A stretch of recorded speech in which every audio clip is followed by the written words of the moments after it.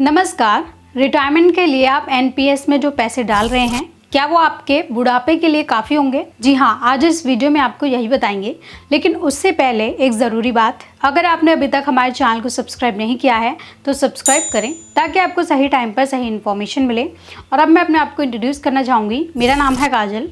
मैं आपको हेल्थ और लाइफ इंश्योरेंस से जुड़ी अपडेट्स इस चैनल के माध्यम से देती रहती हूँ और आपको इंश्योरेंस से जुड़ी हर प्रॉब्लम में एडवाइस भी देती हूँ।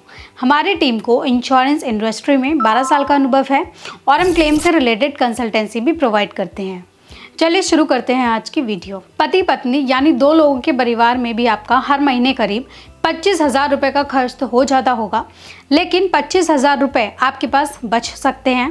25,000 रुपये पर 30 साल में 3% के हिसाब से कंपाउंडिंग इंटरेस्ट निकालें तो ये करीब 60,000 रुपये आएगा।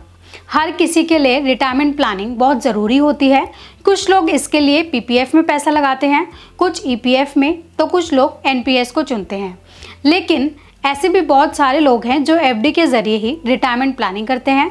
हालांकि अगर इन सारे टूल्स को देखें तो सबसे ज़्यादा रिटर्न मिलता है एनपीएस में, लेकिन ये आपकी उम्र 60 साल होने के बाद ही मैच्योर होती है। तो अगर आपने ये तय कर लिया है कि आपको सिर्फ रिटायर होने के बाद ही उन पैसों को निकालना है तो एनपीएस काफ़ी बेहतर ऑप्शन है।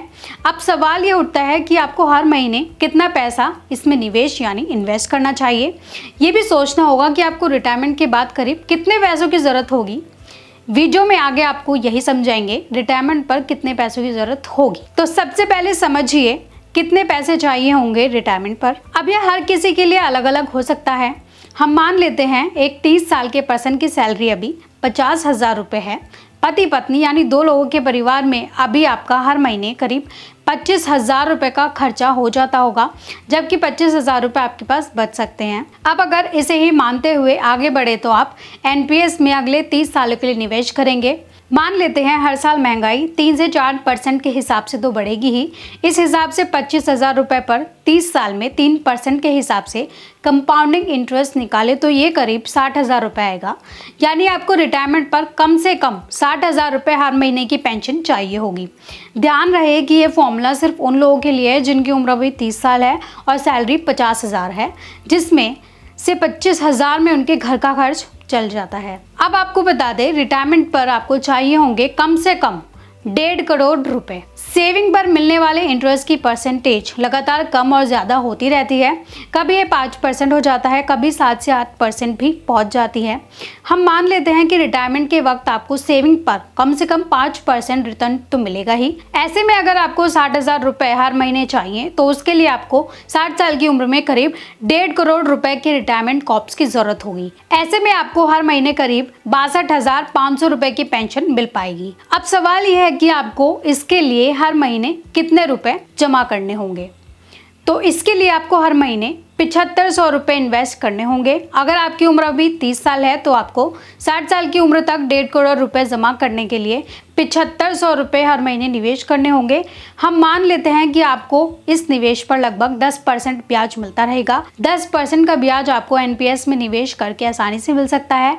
अगर आप हर महीने करीब 7,500 रुपये एनपीएस में जमा करेंगे तो 30 सालों में आपको कुल 27 लाख रुपए निवेश करेंगे। वहीं इस पर आपको करीब 1 करोड़ 43 लाख रुपए का ब्याज मिलेगा।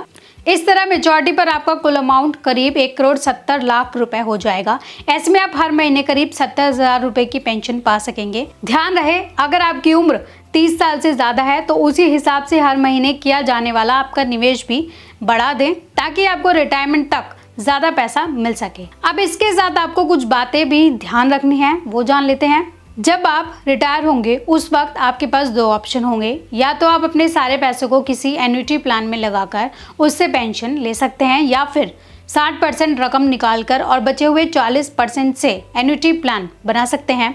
रिटायरमेंट पर एनपीएस का कम से कम 40% हिस्सा तो एन्युटी प्लान में लगाना ही होता है। हम मान रहे हैं कि आप मेच्योरिटी पर सारा पैसा किसी एन्युटी प्लान में लगा देंगे। अगर आप सारा पैसा एन्युटी में नहीं लगाना चाहते हैं तो उसी हिसाब से अपनी कैलकुलेशन को भी बदल सकते हैं। तो दोस्तों आज की वीडियो में बस इतना ही। उम्मीद है इस वीडियो में दी गई जानकारी आपको वाकई फ़ायदेमंद लगी होगी। हम आपके लिए यूं ही हेल्थ और लाइफ इंश्योरेंस से जुड़ी महत्वपूर्ण जानकारी लाते रहेंगे। जितने भी लोग हमारे साथ जुड़े हुए हैं, आप यूं ही हमारे साथ इस सफ़र में बने रहना और अगर आप हमारे चैनल पर नए हैं तो प्लीज़ आप हमारे चैनल सब्सक्राइब करना और हमारी फैमिली का हिस्सा बनना। मेरे साथ इस वीडियो में अंत तक बने रहने के लिए आपका बहुत बहुत शुक्रिया।